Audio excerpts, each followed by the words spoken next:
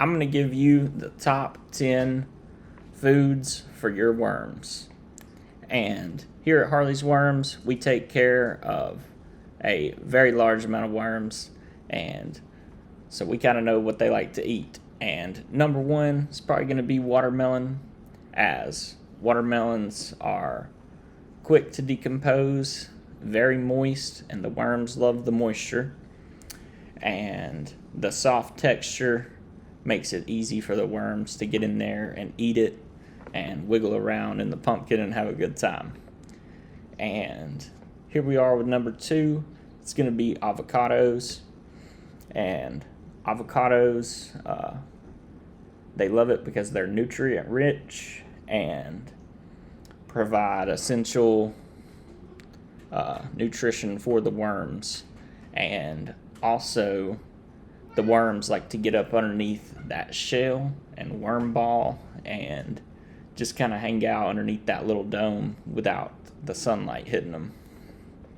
And number four is going to be cantaloupes. Just like the watermelon, they are nice and juicy and moist for the worms to get up in there. And with it being so soft, I think they do eat it faster, and it's easy for them to get at. And then number five is going to be kiwi. Probably my number one fruit is going to be kiwi, but we're talking about the worms. And they offer a lot of vitamin C and decompose very fast. And then again, like the avocados, they like to get up under there and make a worm kiwi party in the fruit and hang out in there until they eat the party lid off of them, and then they're back moving on to the next food item. Would be number six, lettuces or leafy greens. And just like us, we should probably eat more leafy greens. Also, your worms should eat more leafy greens. And speaking of leafy greens, Swiss chard would be a pretty good one. Very, very beautiful to grow, and kale would be a very nutritious lettuce for them, and would also make your dirt better in return by feeding it better leafy greens. And then number seven is going to be apples, and they decompose a little slower. So if you got something fast decomposing in there, they, the apple will probably stick around a little bit longer. And an apple a day keep the doctor away for us, so probably the same thing for the worms. If there is a worm doctor out there, who knows? And they can also attract, beneficial microbes when it's breaking down. And number eight is going to be pears, and very similar to apples, but they are softer than apples, so, very close to watermelon and stuff like that with a pear. They love them. And then number nine is going to be squash. Just like pumpkins, gives it a nice, slow, nutrient-rich food source that sustains over time, and that's why I like the pumpkin in there, so I know they at least got the pumpkin. Moving on to carrots for number 10, and carrots decompose even slower. So in a perfect world, you might have all 10 of these in there at the same time, breaking down, at different times. So you have a fast release, a slow, and a long-term release food for your worms. And so that's going to be the top 10 tips on the worms' favorite foods. And also I have a tip jar now in the PayPal below if you click the link. And that is to just, if I've taught you something and you think I've helped you out in your worm journey, would greatly appreciate it. And that would just go to making better videos and, just keeping up the good content for you guys. And also, we are selling live worms on our website starting at £1 and then moving up from there. We also sell the worm chow, and it is what we are feeding the worms, in my opinion, to make them get so thick with it and fat and muscular, just like this guy flopping around. I do think it all comes down to the worm chow, and so just gonna throw that out there in my opinion, but also, without the blue worms in there and other worms, I do think they get fatter and look better, and the food gets ate quicker, because if they are kind of staying away from the blue worm, they're probably could slow down the food if if they're trying to reproduce with just the red wiggler or just the blue. They probably do it underneath the watermelon or something like that. So that could also be why the food is taking longer to decompose and turn into castings. So, the longer it takes to get to castings from that food source, the more problems you could have with mites and other pests that you wouldn't want in your worm bin just because it's taking longer to decompress. But, that's my opinion as well. And moving on from there, we got a nice puree of pumpkin, and that stuff was gone. I don't even think it made it 24 hours in the worm bin. It was totally gone. So, if you make the food easier for the worms to eat, it's going to go faster, and then you'll have castings faster.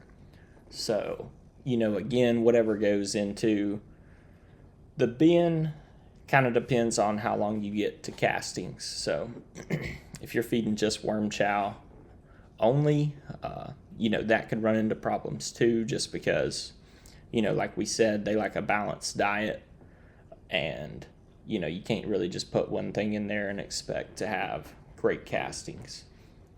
So aside from that, almost forgot, they do eat the microbes, and that is probably their main food source. So try to do what you can to boost your microbes in your worm bins for the best results. And side note, since we're talking about what they eat, they also eat through their bedding. So we have ours in peat moss and cardboard at a 50-50 mix. So they are going to eat through the bedding as well.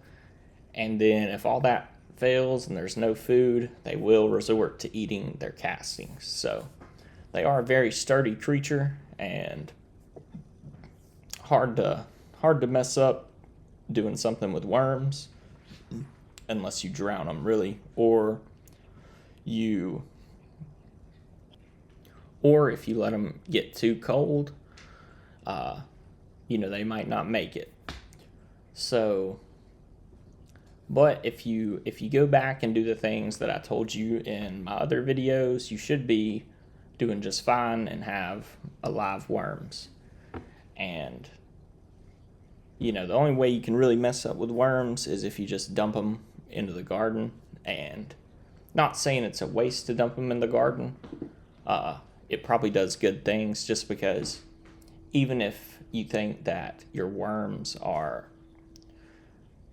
dead and gone come the wintertime when it's 10 degrees out or something like that, even if the worms die, the cocoons are still viable for like 1 to 3 years. So no need to really overthink it. They have safety precautions in place if it goes south, and so no need to worry about them. Everything should be good. They're feeding them good, and as long as you keep them from drying out. And I did tell you guys that we used the water canteen in the top 5 tips video, but that was more towards our situation, and we had a new bin, so we needed to get them more wet. But for most people, just a simple mist across the top would be good. And speaking of misters, the ones you get at the garden center with the pump is really good. And if you want to get your worm bin going really good off the start, I would recommend our microbial mix with a little bit of unsulfured molasses, and just kind of put it on top after you put our worm chow out, or your worm chow if you made it, and that'll get the microbes going and get that food broke down even faster. That way you can get your castings ready. Another great food option, especially if you have a large amount of worms or if you just have a pound of worms or less, it's a good idea to get you some wheatgrass pads and start them. And well, first we soak our seeds overnight and then spread them out, and we'll be doing a video later on once it warms up on how we get our wheatgrass pads going. And the worms absolutely love them. Like, probably their favorite food outside of, something that you would normally throw in there. And so, found a worm ball. Had to show y'all a nice close-up of the worm ball. And, every swipe in this bin is like, at least a pound of worms. So, it's pretty fun to go out there and mess with them, but I probably mess with them too much. But as you can see, if you don't aerate it, like I have spots in the peat moss that's not black yet, that hasn't been worked through. So your worms will always love the aeration because that's how they breathe. Then we have a nice worm cocoon and a baby worm right there. So anyway, now that we've talked about all their favorite foods and kind of, what they like to do outside of getting the cover pulled off of them on some cardboard, if you would, let me know down below, because I do respond to every comment. Let me know what your worm's favorite food is and what they go for over the other ones. And maybe some, well, don't tell me the worm food disasters. But, you can if you feel so inclined. So now that we've deep dived what the worms like to do, I'm going to give you a little dive into what I like to do in my spare time when I'm not disturbing all my worms and messing up what they got going on. Is we love to garden, and that's how we got into growing worms, was because we loved growing nice, beautiful vegetables like this, which is the red burgundy okra. And it tastes just like the green okra, but the flowers it throws, and I don't have a picture of the flowers on me, but it is absolutely beautiful. And then here we have some Swiss chard. And the Swiss chard is like very nutritious, but it is kind of bitter, I will tell you, and you don't want to eat the stem. And then here we have some romaine lettuce, and it grew really good right there. Then we have some oregano, and it zoomed in a little too much. I didn't mean to zoom it in like this, but that's San Marzano tomatoes and a nice watermelon and a pumpkin that grew pretty good, and some green okra. So as you can tell, you can grow green or red, but we love the green. And here we have some more okra and some red amaranth, which is stunning to grow, and it's a herb and absolutely beautiful to grow. Got to try it out. And again with the red burgundy okra and a sunflower that zoomed in too much. So thank you guys for staying. Oh, hold up. There's a hummingbird plant, and the hummingbirds did love it. And a little bit of purple cabbage or cauliflower. So thank you guys for staying till the end. Absolute legends for staying with me for 15 minutes. And thank you guys for watching. Check out the website, harleysworms.com. See you next time.